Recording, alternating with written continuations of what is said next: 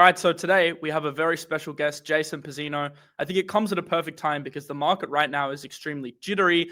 People are a bit confused about where we currently sit, and who better to come on and give some more market clarity. Jason, welcome back to the channel. I think it's going to be a great episode today. Thanks very much, mate. Thanks for having me. Hello to everyone. And I think the conversation started from me commenting on your X post, you said. Yeah, so I saw a comment. I was basically giving a bit of hopium to the viewers the other day because, everyone was really bearish, and I was just, thinking big picture. And then you commented something like, I think we need to have a chat, mate. And then I messaged you. I'm like, all right, let's have a chat. So I think you're going to maybe lean bearish, but I don't want to front run your That's opinion okay. on the market. I'd love your analysis. So we can switch over to the charts. If everyone's seen what I do, great. If not, I'll go through everything now in a quick fashion. But yeah, you were talking, I think, a little bit of hopium at that point. And I thought, let's just bring it back down to the facts and the data and the chart, and let's see if we can find anything that gives us hope or makes us see through the hope, I guess. So the first chart, nice and clean and simple, is just Bitcoin. Now I've got the 200-day moving average, but I'll chuck on a heap of lines and we'll go through it one by one. I'm going to have a huge list of things, and you stop me if I'm going a little too fast with anything, in case others need to, just have a bit of a recap. I've got a list of things here. Downs are basically looking at a bear market because there've been things, there've been indicators, signals that we've used on the way up that have suggested further upside. But if they start to turn, well, then I can't ignore them. That's essentially what I've been saying through this period. And I was still somewhat bullish even on this $20 billion liquidation day, 10th of the 10th. We had this breakdown because we still had a rally. Yeah, the market fell over again, ran to 103, but it still hadn't broken any major levels like 100 or 98K, which were pretty strong. And then it rallied again to around 116. And so all through that period of late October, we were saying it's got to get above that double top there. So it's just right on this period here and here. And if it couldn't, then there was most likely we're going to come back down and test that 103, hopefully not break the 100, which is what happened here in early November. It tested it, weak rally into 108, and then everything collapsed from that. So I really started to get a little more bearish around this period because of how much the market was just lagging everything. You just didn't get this follow through. And then when 3rd and 4th of November happened, that's when more of these signals started to pile on and basically, what could you call it? Like flip the market, begin the process of going from macro bull to macro bear. Now we don't have the macro bear complete breakdown, and that is at 50% at $71,000, provided that the top stays in where it is. And also something that we call an overbalance in time and price, which I'll explain a bit later. So they're the two major macro bullish hopium pieces that I can still give to this market until they break down. So that's the major level. But then the problem that comes with macro signs of a change in trend is that you don't get those signals until a lot further down in price on the chart. And so that's just part of trading. If you're looking for short-term stuff, you'll get signals closer to the top. If you're looking for longer-term stuff, you'll get signals a little further down because you need to give it time for the macro to begin to turn. So starting from the top, I just mentioned the macro 50%. We still have an up here and the overbalance in time and price. That essentially is looking at the price to the downside and the time it takes. So you're looking at these two axes. You've got the time at the bottom and the price on the side. And so all we're doing there is measuring these movements that the market has given us. And so if this move down, this price range that's gone down now $46,000 from the top to the bottom, that has exceeded each of these corrections in this entire bull market in price.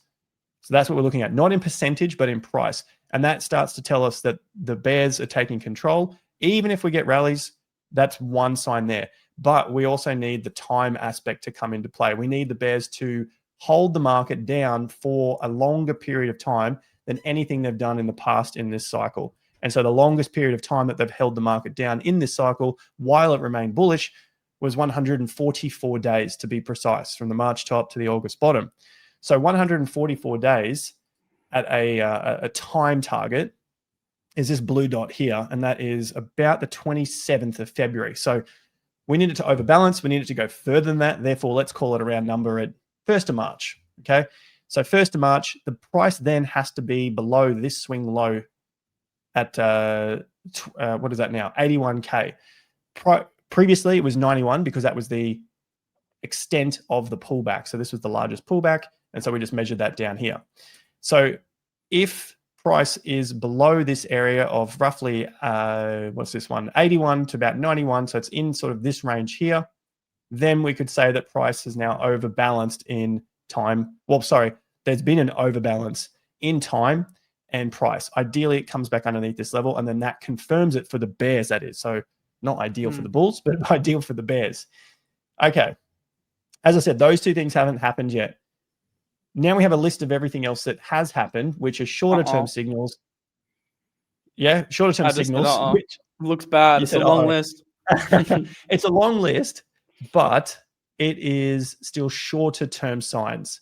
I'm still leaning a little more bearish, just to throw it out there, and I'll explain that and where the invalidation. And I'm going to challenge you. I'm going to challenge you on something later in the video as well. I've got something I want to show you, and love to get your opinion on it. Stick around for the challenging.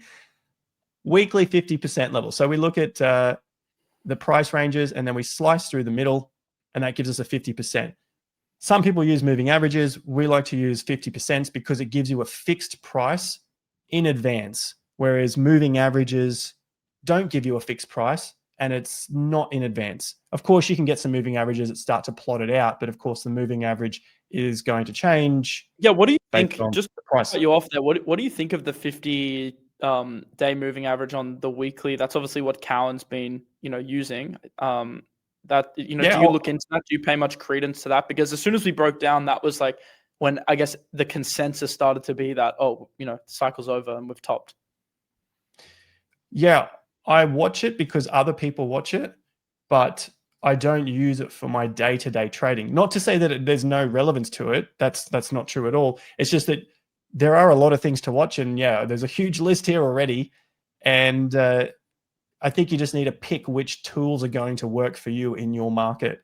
And so for trading, I like the 50%. And when you look at this, the 50 week is our yellow line here. That was dead on. This was a 50% breaking down, but we had a 50% we were using at the time because we were looking at the cycle. Well, the shorter term, here is the low, there is the top, 50% at 100,000, call it $100,400.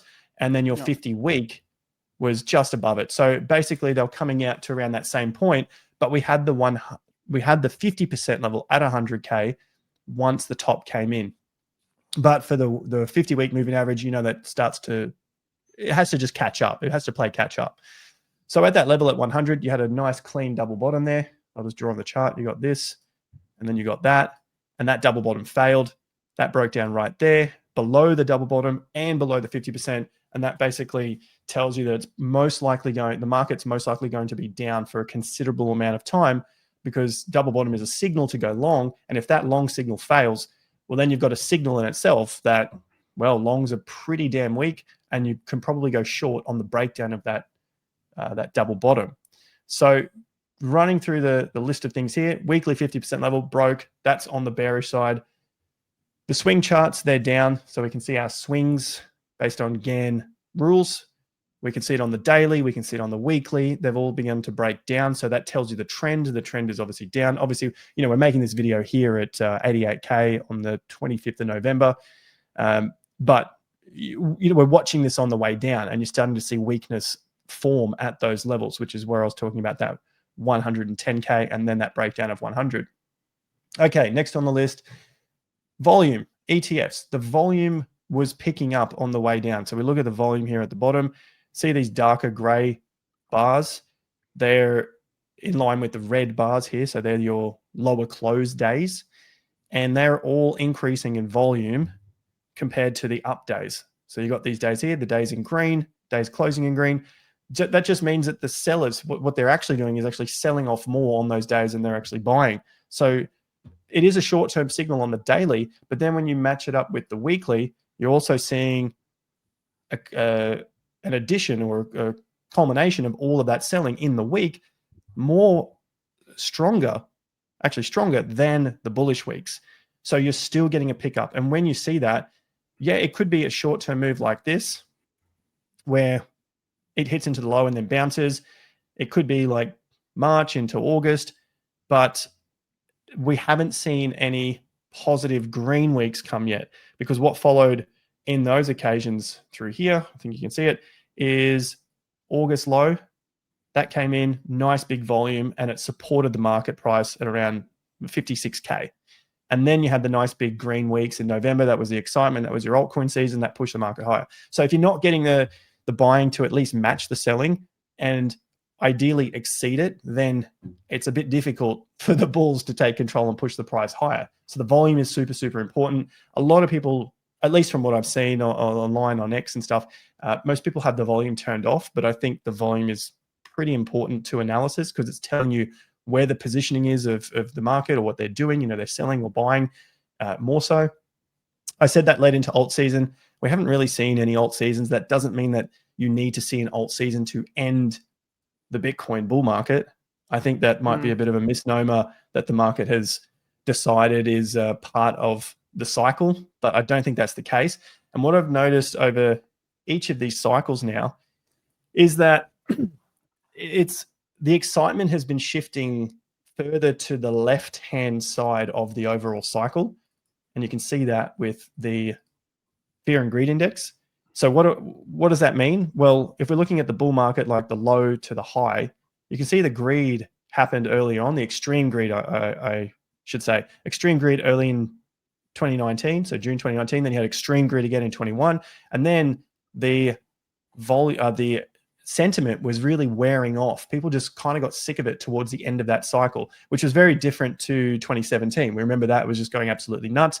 And of course, if we had the data then, which there was no data for the crypto fear and greed index, it was nuts. Like October, November, December in 2017 was crazy. So I believe we would have been extreme greed in that time. 2021 came, and then the sentiment really died off into that second top. And this cycle, the extreme greed came in February and March, and then it died off. And then we got it again in November. And yeah, it basically stayed up there for a little bit, and then it died off. And then for this last move higher into July, which was the one of 2 days that hit extreme greed, the sentiment really wasn't there for this top to continue. Now, I'm only saying that part in hindsight. I'm not trying to claim that was, this all big thing that I saw in this huge light, and it was like, it was here all in time. That's what we can see afterwards. So better late than never, I think. And so if we can see that now, and you can see the sentiment just dying off, no one's really interested. I think that people are trying to front run everything. And I think that's what we got to in this cycle, which is very similar to the altcoin market, which was basically front run every cycle. 2017, big moves, look at that, into the January 2018 was pretty much where it finished. And then the 2021 cycle, everyone front ran it in the early part of 21, and then the second half of 21, there really wasn't anything left in it. This is a chart of the total market cap, excluding Bitcoin, ETH, and stablecoins, but then against Bitcoin. So, of course, for that risk environment, you want to see this chart going up, which is going to take all of the altcoins up in bigger gains than Bitcoin. That's why I'm looking at this here. And then for this cycle, we haven't seen anything really. Like there's been this move here for November, December. You would have remembered that with the altcoins. And then that last little move that we saw recently with July, August for altcoins, and then it's kind of died off since that point. So I think everyone's just been trying to front run this thing. This takes into account all of the altcoins. So even with the whole 2 million or 20 million altcoins, whatever the number is that's out there, if there was that much interest in them, this chart should have been shooting up because it's against Bitcoin as well. So it's got to be outpacing Bitcoin, and that's got to be running higher. And you can also see it in total three excluding stablecoins, even worse actually for for altcoins here, because the top was in November 24, and then a lower high in September, October of this year. So just a couple of months ago, and then it's collapsed from this point. So now sitting on the 50%. So that takes us back to the altcoins on this chart, or at least on the my checklist here. No alts. Alts have been down. I think they're probably going to continue down on the macro. Yes, I think there's going to be bumps, and there's probably one happening at the moment, but I'm not interested in the short term.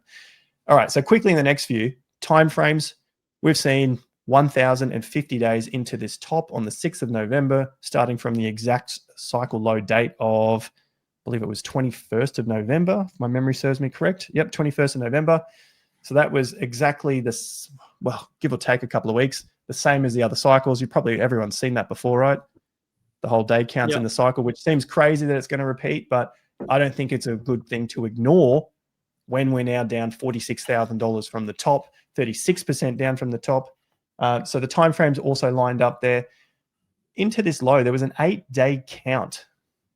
So this is a Gann swing style of counting where you're looking for a break in the trend. And this yellow line you can see on the angle here. Let me turn a few of these off. And this and this. There was 8 straight days down. There are a couple of greens, but don't worry about that because they're either down days or inside days. You need to get the top to break the prior top. And all of these had at least lower highs than the prior day. So 8 straight days down, but buyers couldn't break the high of the previous day, essentially. Even if it's a green day, couldn't break the high of the previous day. The only times we'd seen 8 days in a row like that was in the bull market, or in a bull market, was basically April 21 was this period here. There was 11 days down, which then led to a complacency bounce and then a 50% collapse. So really not a good sign. And then the all-time high in that cycle didn't break. Well, I mean, it broke it, but who's getting out of bed for a change in a few percent, right? Like 10% for Bitcoin. It really didn't do too much in that cycle. So seeing that signal there as well basically broke the market. And the only other times we saw 8 days were in bear markets. So 8 days in a row where the buyers could not break the high of the previous day. That was a sign within bear markets. Okay, 3-day signal. You've seen me talk about that one a few times. Yeah. From significant, like major key turning points, all-time highs are a good place to start. Down, inside, down, down. We're looking at days, again, similar sort of thing here, that could break the high of the previous day. And from this all-time high, it couldn't break the high of the previous day. And typically, when you get these 3 bars down from an all-time high, we've seen the market collapse from that point or stay underneath the all-time high for a very long time. It happened in December. We had down, down, down. I know it's green, but the high did not break the high of the previous day, and the low broke the low of the previous day. You only got above by about $1,000 and then came crashing down. So it was enough that the sellers pushed this market down and held it down. The sellers then did it again in March 2024. We saw the 3 days down. And then I've gone through and have a look at each of the other cycles. It happened in October 2021. Yep, it just nudged it in November, but it basically led to the bear market. 3 days down also happened in April 2021. That led to a 50% collapse. It happened here, June 2019, 3 days down off this significant top. These are very, very significant turning points. And then the market ran down, and it happened at the 2017 top. Now I can keep going back, but I think you guys get the idea of the data. Not a good sign either, happening from that top, and it's happened at key turning points as well. Sentiment, fear, and greed. Let's have a look. Quick one on here is that we saw the sentiment rolling over, and that's generally a sign that it needs a long time to consolidate now. And so just to keep that one nice and simple, it seems like that could be the case at the moment for the sentiment. So yeah, leaving the sentiment aside there, it's possible that we are in this more of a bearish camp. Oh, the thing with that is, if it's not a bear market, this needs to jump into greed and get above that greed level. So the reading above about 55 or 56 on the fear and greed index. This is the crypto fear and greed index, not the fear and greed index off coin market cap. I haven't used that. I haven't back tested it. This one here I've used and back tested since I think it was around 2018 or 2019. And so I'm much more familiar with how the signals play out with this indicator. It's not to say one's better than the other. It's just use the indicators that have worked. And if you've used them for years and they work, keep using them. That's why I see these things. So with this sentiment, it's got to jump into that greed like it does in bull markets, because in bear markets, like you can see through And we'll this, talk about how that can happen. in bear markets, it basically stays down and it doesn't really stay in greed at all.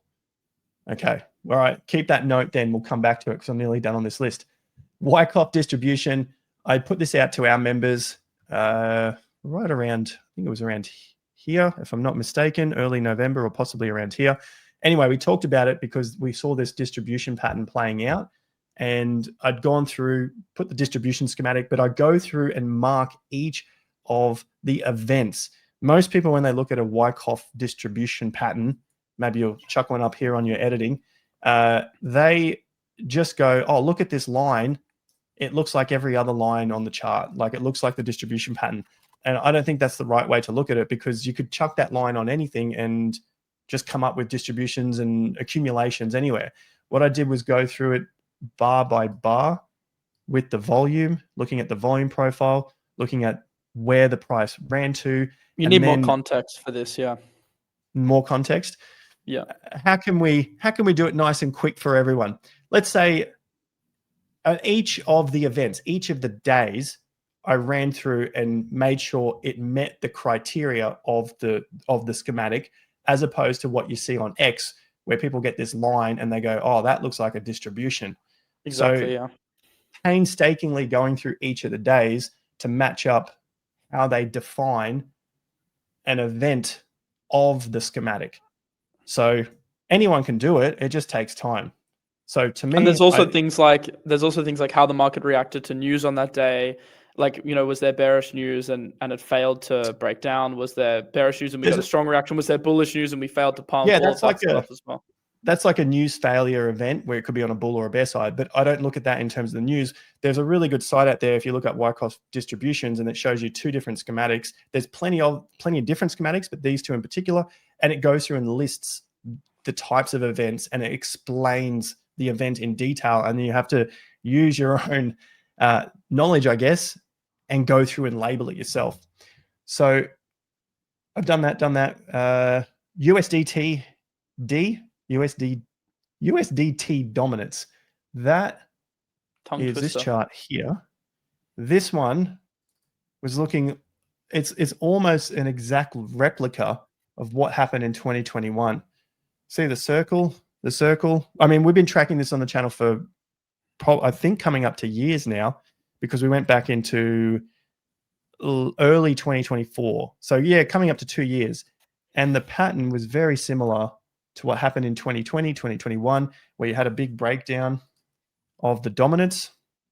It rallied up into resistance, breakdown, rallied, breakdown, and now it looks like we're into somewhere in this phase. And then what comes next was that. So hopefully not. But usually when price gets to a resistance level with higher lows and it's exceeding the highs, there's a much higher chance that this is going to eventually break higher. And that is the liquidity for crypto and Bitcoin. So all the liquidity is, this is the liquidity market, right? All your stable coins. And USDT looks like it's in the, I don't want to say early stages, but it's in that middle stage, maybe early stages of its own bull market. And that's not what we want if you're a crypto bull. And USDT and USDC, so the combined stablecoin dominance, is in a very similar pattern here, very similar times of, very similar pattern to USDT, of course, but very similar to what happened in 2021 into early 2022, where you had this higher low forming. You had this particular period where it broke higher, pulled back, higher, pulled back, and then broke to test those levels. Look at that. It's almost identical. Pull back, break higher. This one, it broke the tops, all these tops, and here it broke these two double tops. And what comes next? So this is the relief. I think the relief is what we're currently in now. And that relief could last maybe 1 to 3 months. That's kind of the timing that we saw in the past. So 1 to 3 months, that takes us out into Q1 of 2026. That just means possible relief for cryptos, relief for Bitcoin. So I know that sounds a little bit dire, but I'll leave these other things for now because I think we've talked about a hell of a lot here in a very short period of time. So they are all the things that I'm leaning on because of the bearishness. How about we end it with a hopium, and then you can challenge me on these things, which is exactly what we need. We always need to be challenged. Been a very grim 20 odd minutes so far. So hopefully there's something good. It sounds grim, especially if you're holding bags, but this period, like this next stage, could be the shining light, right? But it shouldn't really be grim because at the end of the day, the market's going to do what the market's going to do. We can't just sit and hope that the market's always going to go up. You and I have been around long enough. We see enough of those perma bulls on X and the perma bulls that are just like, this one last pump. There's just one last pump to all-time highs. When people believe there's one last pump, there's probably not. And it's just there to, I don't know, save face, make them feel better.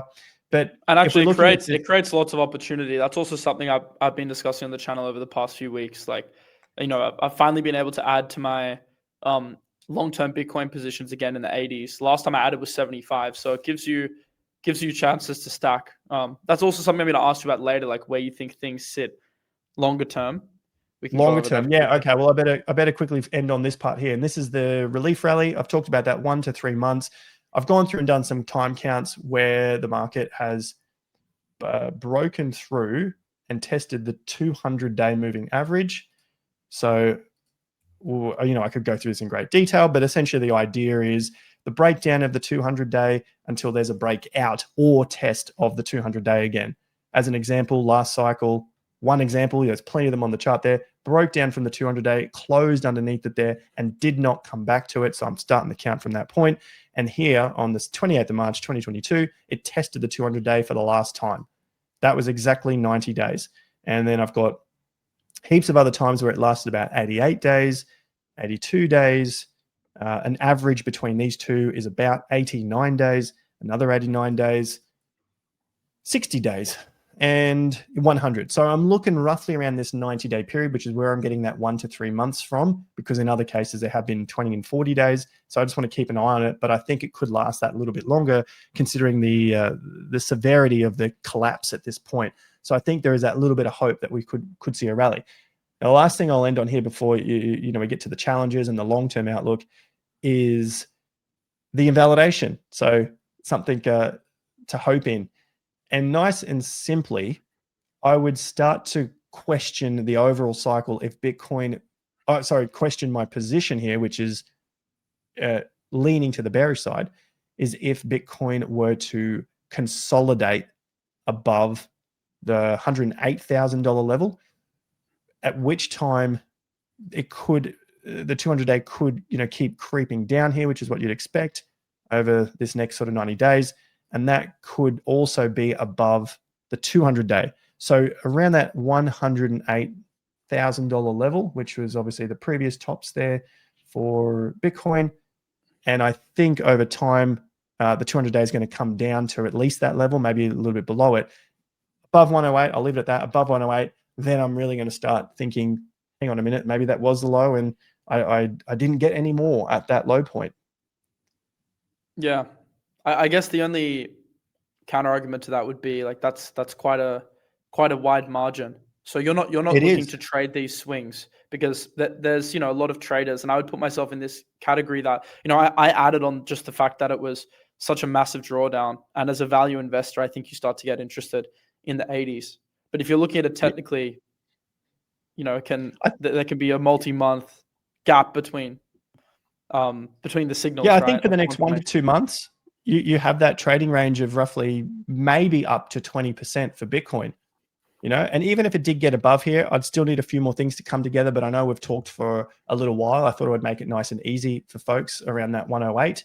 There's got to be a few more momentum indicators and positioning indicators and so on. Otherwise, it could just be another fake out to that point. So the consolidation has to happen above that. But you're right. Yeah, if you're just in for the short term, it could be a bit of a grinding period between now and sort of end of mid Q2 as a rough number there, similar to what happened here in 2022. people could trade, but I mean, look at those days there. Sideways, sideways, side. I think this is going to be the toughest game for people making videos like yourself and myself. Those days suck because no one's watching, no one's interested. Then there's one day of huge gains and everyone comes back saying, how did you miss it? Like this day, 11%. And then they stick around for a few days and then it goes dead again. They come back on this day when it dumps and they go, oh, how come no one saw it? And then they get bored again. They see this day happen. Then they see that day happen and then they all buy the top and then they get dumped on again. This is why it's so important to have a long-term 3 months.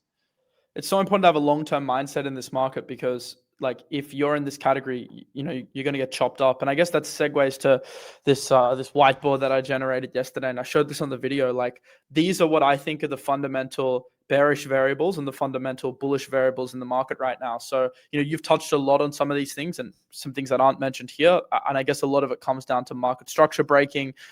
Fundamentally, the triggers for that have been like the DAT unwind, MicroStrategy. These have been some of the drivers behind the market turn. 4-year cycle, which I think we need to discuss because a lot of people are now considering it's, we're in a confirmed bear market. 4-year cycle top was already in. It got front run. We saw a lot of OG whales starting to sell. And I think ultimately what's triggering a lot of this downside is the fact that across the board, institutional demand has dried up. So ETF flows have stalled. I thought maybe value investors would step in, but they really haven't from a retail perspective, which shows there's still not really huge interest to accumulate around these levels. We've seen accelerating outflows. Like smart money's also started to exit the market. Miners have also started to switch to AI data centers.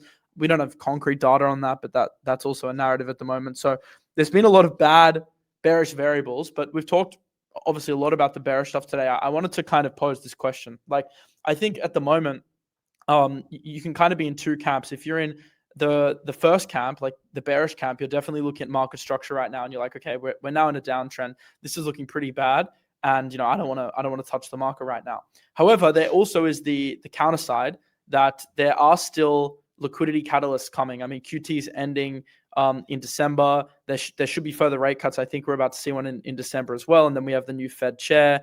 I mean, the AI bubble is impossible to predict where it tops, but if it does keep running, because the business cycle theoretically is still intact with earnings beats, could that provide this next wave of optimism that could? Shall we go through one of these, each of these one by one, and try to we can include them?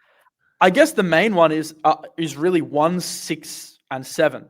But I guess starting with 1, like the liquidity cycle. How are you viewing this at the moment? Because if there's going to be liquidity expansion, maybe that could be the trigger for. And I'm not saying we're going to need 200K Bitcoin next year, but that could be the trigger for the next run, even if it's just back to prior all-time highs, slightly below, slightly above. We don't know yet. Yeah, I mean that could be the case, but who's in it for back to the all-time highs? Like, it comes down to the trader. Like, are they in it for the next 2, 3, 4, 5 years, or are they in it for the next 2, 3 months, maybe 6 months? Because I've also got a time frame that I look at for a low for 2026. Just to make mention of it, it's around mid 2026. I'm looking at from around July, August period there for a possible low. I'm looking at your like macro thing as well was discussed on the channel. Yeah, that's for Bitcoin only. This between like July and October, I'm looking something there because of things I've seen with XRP, ETH, and MicroStrategy, just as a typical cycle. That aside, liquidity, we're seeing liquidity not go into alts and not as much go into Bitcoin. We're seeing more of it. And I'm not saying no liquidity, so I don't want people to get confused with that. I'm saying less than other areas. And we're seeing more of the liquidity, more of the cash going into metals. We're seeing it going to tech stocks, in particular the AI stuff like Google recently, of course, and the stock markets overall. And a simple way to do that is just compare the Bitcoin chart to any of those assets that I just mentioned there. And Bitcoin has been on a downwards trend against those for months, for many, and a lot many of retail. Months. A lot of retail right now, the reason the altcoin market's struggling primarily is because a lot of those traders have switched to equities, or they're trading, perp equities. They're not really interested in alts. They've kind of been burnt. I think they're just going where the liquidity is. I think they're going where the excitement is. I think they're going where the energy is. And at the moment, it's not in altcoins compared to these other assets. Some people might say, well, my altcoin is, no worries, it's yours. But when you compare it to these other assets, you can see it in the chart where these alts are going down and these other assets are going up. The money is going over there. So yeah, that's why we're looking at them. In terms of Bitcoin and the bear market or bull market or whatever, we're getting close. This yellow dot here, this is our 18-year cycle. This is the credit. Essentially, it's credit and land. So land markets have been up because there's a lot more credit in the system. And this yellow dot is more closer to this point now. This chart I put up maybe a couple of years ago now, early 24. So yeah, coming up to a couple of years. And this yellow dot's getting much, much closer to the peak, if not already at the peak. And I think Bitcoin has not been through this 4-year correction. This is for land, not the stock market. Stock markets typically don't correct for 4 years. I don't think there's been any time in history that they've corrected for 4 years.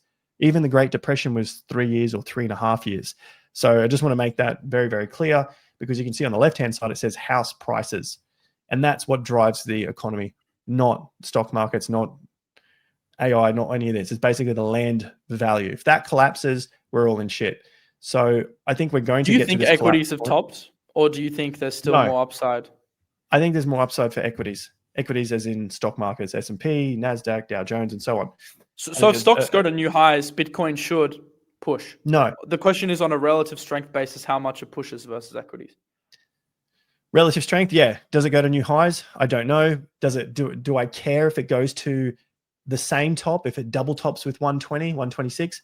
Not really, because that's, I mean, I say only, it's 50%, but the risk reward, I don't think is there for smart money if it only does that. You need many X's to make the risk reward worthwhile for an asset like Bitcoin. It can't just be 30%, 40%. So have you been, in terms of your positioning, have you been like selling, offloading your Bitcoin? Yes. I've been scaling out, but I'm not just like a sell everything, buy everything. I'm going to scale out and I'm going to scale in. So, and when do you scale in? Like, are you looking at this whole thing to play out and then scaling in like 2027 or something? Maybe later, if there's a multi-year bear market because of what I see here with the 4-year cycle, maybe later, but I won't know. You won't know that until the time, right? So why not get in a little bit more? Maybe we have a run up again, but it ends up being a lower high. Look, Bitcoin could drop to 30, 40, 50K, but there could still be a nice area for it to run from, I don't know, 40 or 50K up to 100 again. Who knows? So you could still trade that, but you don't know if that's going to be the top. So 40, that 40, 50K area looks a lot more appetizing than, to me at this point, at 80K. But anyway, that's the multi-year that could happen. And MicroStrategy, in terms of your whiteboard slide, could be one of the reasons that we get to a multi-year bear market, because of the amount of Bitcoin that they're holding. Not saying that they're going to get liquidated and they have to sell everything, but what MicroStrategy has said in those posts, what management has said, is they have 71 years, if Bitcoin stayed at 80 grand, 71 years worth of BTC that or assets that they could sell off in order to pay for that yield. Now, he said as long as Bitcoin's going up 1.4% a year, they can pay back their investors and whatnot. But what if it isn't going up by 1.4, but it's going down by 20, 30% a year? Then what do? Someone else can enlighten me. Maybe you can enlighten me. I figure they've got to sell assets to pay back yield or stop paying yield. They're going to have to restructure credit, but because who's going to invest in this thing?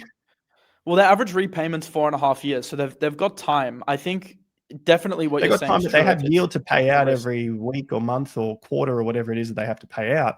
So to pay out the yield, they've got to sell something in the meantime. Or do they only pay one yield payment every year? It's structured, so it depends on their counterparty. So that there's some that's shorter term maturity, and then there's some that's extremely long term maturity. So they're pretty nimble with restructuring. I definitely think it's a risk. I talked about this in yesterday's video. I just think the risk is longer term, and what's happening at the moment is the market is front running the longer term risk. So it could lead to a setup, in my opinion. We have discussed it on the video where you see, like, at some point, because of some of these catalysts that push to the upside, and this is like a potentially a shorter term fake out before a bigger bear market. I guess that really comes down to like your framework. Like, 4-year cycle, I'm like, I know you don't really follow Just 4-year exactly. You look just at to it, finish yours is a on longer cycle. MicroStrategy. Yeah, Yeah. just to finish on MicroStrategy, I'm not saying that it's going to be there to collapse the market. It could just be many years of selling pressure, light selling pressure, but just enough selling pressure that pushes the price down. And that could be a reason that leads to a multi-year bear market, because they have to keep paying back these things. So yeah, I'm not in the camp that MicroStrategy is going to collapse and it's all over, and 650,000 Bitcoin are just going to absolutely flood the market in one day. That's not what I'm saying at all. But it could be a reason for a multi-year downtrend because of the selling pressure, the minor selling pressure, which will overcome the buying pressure over a period like this 18-year cycle, where we are possibly going into this collapse. To be honest, if it did happen, and I'm sure you would agree, it would be such an opportunity, because I own 3.5% of the supply. There would obviously be also more supply panicking. So you might see like 7%, if you just take a random number, coming onto the market, which would obviously affect price significantly. And that would be such a generational setup, I think, over if your time frame's a decade plus, if that did happen. So I think right now, and everyone that's been watching the channel's known I've been 50% stables for the last 6-7 months. And I actually haven't changed that positioning. You can go back and watch all of my videos. So that would be something that I'm very interested in buying. Yeah, Jason, you might have this perception that I'm just like full altcoins, but everyone that actually watches the videos, and you can go back and watch any video. I've stated multiple times, I've been half in cash for a long time. I use alts as a mechanism when I see a setup to try and increase my stablecoin base. Now, obviously, I've been hit on some of the long-term stuff. But in terms of like short-term, I don't think there's a reason to be super heavy in alts. You just use them as a vehicle to make money. And there's many opportunities to do that if you can develop an edge. But in terms of like my long-term positioning, because I split it 80-20, 20% short-term, which I speak a lot about because it's more interesting for people, 80% long-term. The long-term bag, which is heavily stables at the moment, I almost want that. I'm kind of in two minds, because I know it would affect the trading opportunities in alts, but I almost want a Bitcoin bear so I can actually get proper size in over a prolonged period of time if your outlook is 10-20 years. But I know for some people it's too long. So bit long out there. But I guess we're going to find out over the next sort of 12 or so months. I think we'll have a much better idea. Come end of next year, I think we'll have the answers to everything we're talking about now. So yeah, that's my idea there with the bullish variables on the right-hand side of your chart here. The massive upcoming liquidity catalyst doesn't mean that it has to go into Bitcoin. I would love it to, but it doesn't mean that it has to go there. And what we've seen on the charts is that even though there is some going into Bitcoin, we're seeing more of it going into other assets. I guess it also depends a little bit on Trump, and I guess it also depends on what happens politically, because I mean, look, I definitely respect your real estate cycle. I do take it into account as a rough framework. The thing is, and maybe they say this every time, but this time does feel a little different. You're probably going to laugh at that. It has to feel different. Every time has to feel different. Otherwise, people would think it's the same as last time. That's it'd be how remarkable you get to if the it real plays out estate cycle. exactly the same. It has to feel different. And this could also be the blow up moment for the economy, or it could be like the inflection point. The AI bubble is absolutely insane. Like, I don't think we have ever seen this much debasement. I think gold is a good place to be in over a multi-year period, by the way. But yeah, I don't think the stock market's coming down next year, but I think we've got another leg higher. It's just things get more volatile when more and more money is flooded into the system, which we all should know about with altcoins. When there's more money in there, shit's just like up and down, and you get this distribution type pattern. So yeah, I'm not saying the stock market's heading down. I'm not saying AI is going down at this point. You know what the problem is from a macro point of view? They are, because of this AI arms race with China, I don't think there's ever been a time in history where they are less incentivized to contract the money supply, or have like tightening policy. Like, they are more incentivized than ever to have loose monetary policy. And as long as Trump's in, he's going to make sure that's the case. And I know he also wants to push US dollar down as well. And the tariffs should get overturned soon. So we're in an interesting point. I think this, like, historically, this is just fascinating as a period, because they are so incentivized to keep the, their foot on the pedal here. But that opens up potentially mass inflation. So how do they react to that? I don't know what the option is now. They can't pay down the debt. So maybe we have a hyperinflation cycle. And I think that's the ultimate bull case for Bitcoin. If you do see a hyperinflation cycle and that narrative picks up again about debasement, gold and Bitcoin should perform well in that environment, even if equities lead in, I've got no idea what happens next, but everyone talks about this hyperinflation. What about a Jubilee? Are you talking about the watch?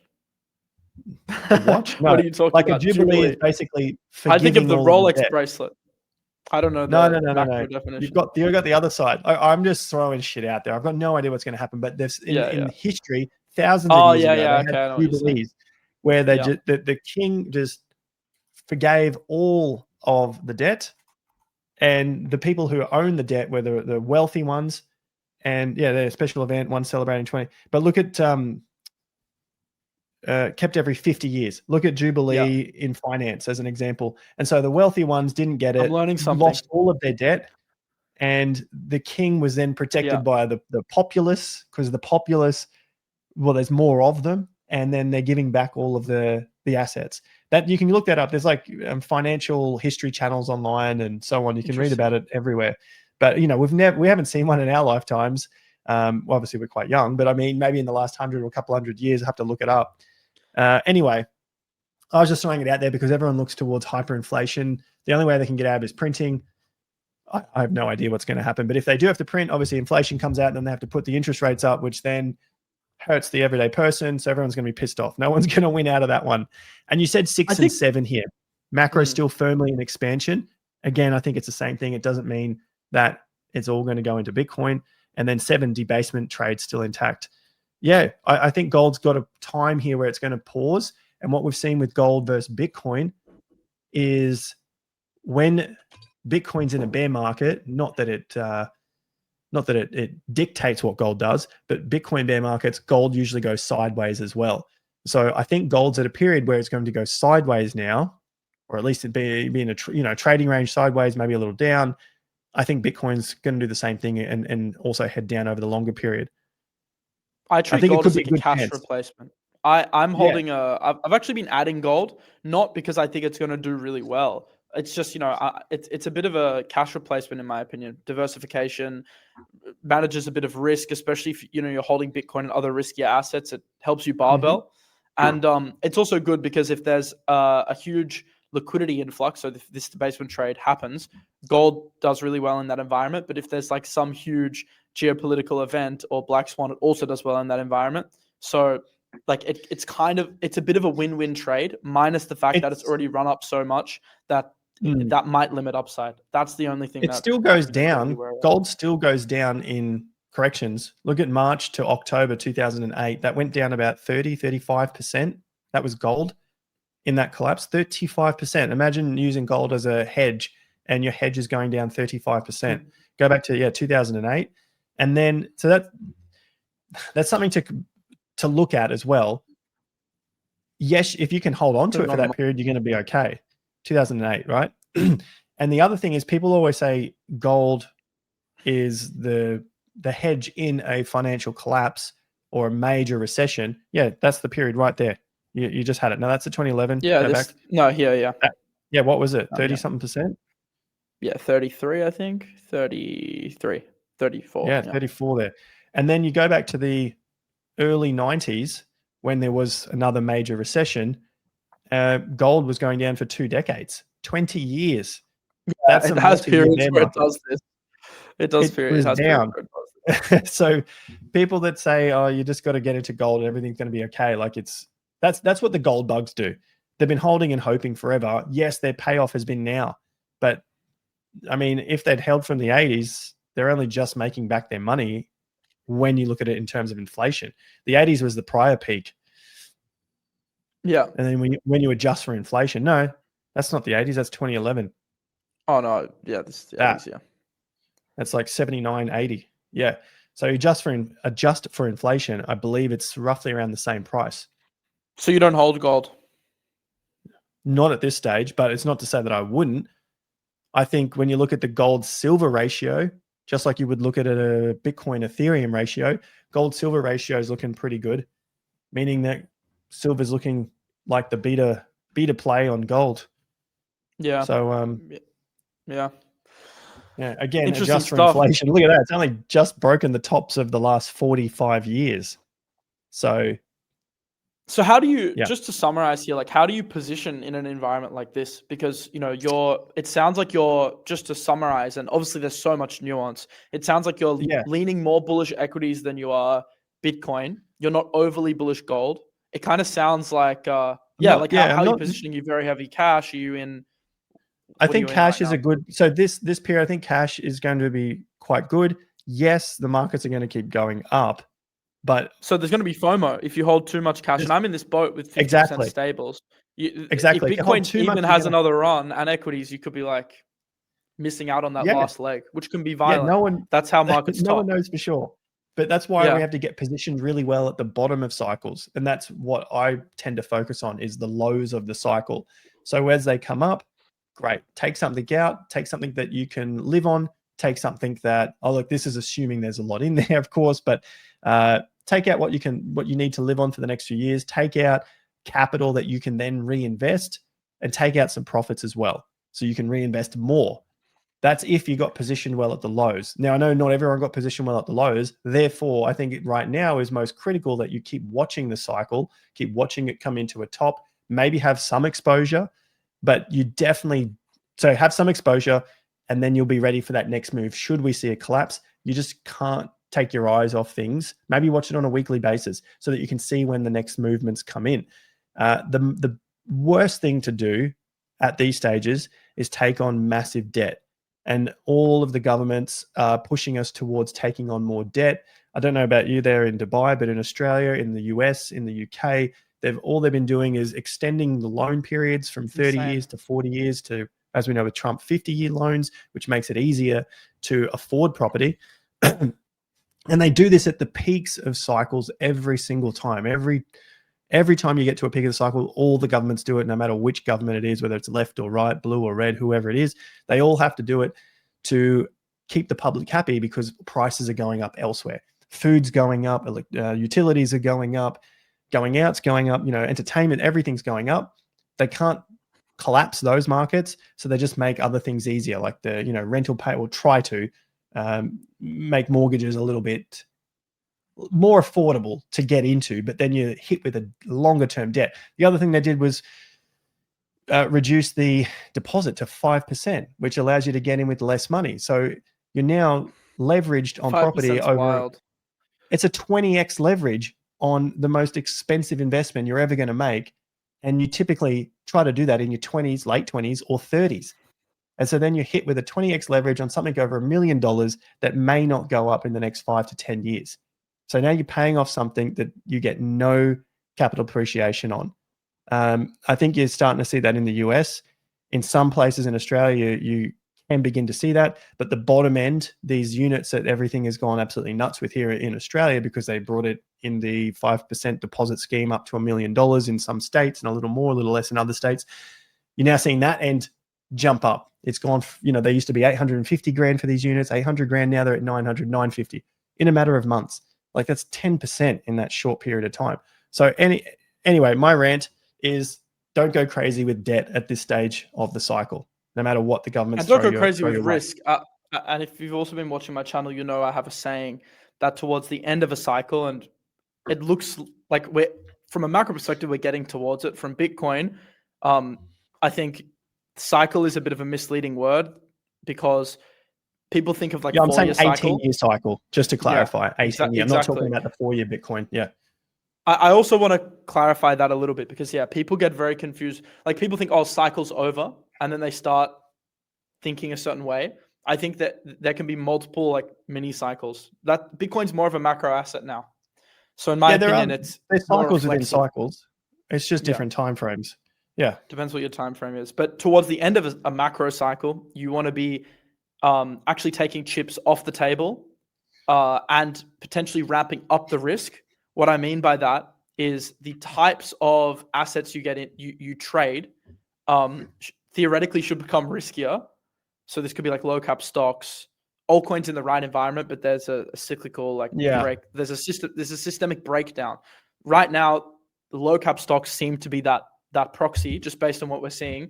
But you would go in with less size. You would have that counterweighted with more fiat, gold, whatever, ideally cash or Yeah, you're stables, essentially taking less risk, and you're not but going more risk on crazy the on these assets these you're in, trades. Yeah, in my opinion. yeah. No one knows where the But top's going to be. at the Mhm. bottom of a bear market, just to contrast that, as you did, and we did, we talked about this throughout 2023 Take in our more risk. spaces a lot. Take more risk dollar wise, but go into less risky assets. So equities, Bitcoin, but more Go for the blue size. chip. Yeah, It's the opposite. That's the way I view cycles overall.